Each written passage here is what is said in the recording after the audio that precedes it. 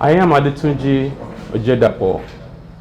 I've been to frozen fish business for several years, and I've been trying as much as possible to start, this business online so that we can reach more customers to boost the business.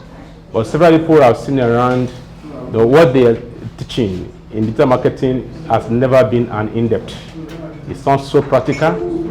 It's not well expressed as DMSI has done.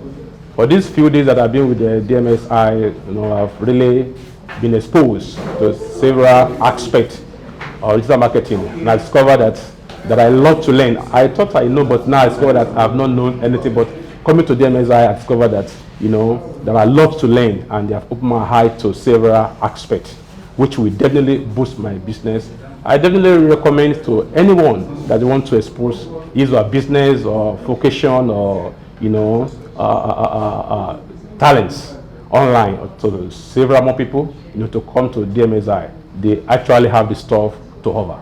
Thanks.